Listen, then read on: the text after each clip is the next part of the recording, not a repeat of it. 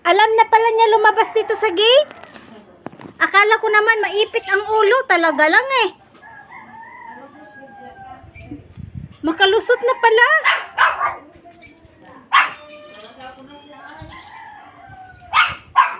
Akala ko naman tumatalon dito sa sa may halaman. Talaga lang eh.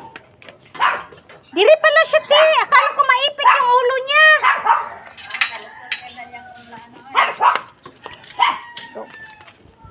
Ito ha. Pasok ka dun. Pasok. Pasok. Mangaway pa. Ay! Nahulog na. Kabalo na dahil siya. Akala ko, te, dito siya tumatalon.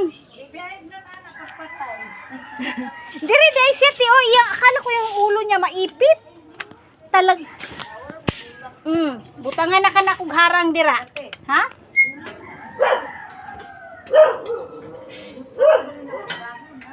Mulak na?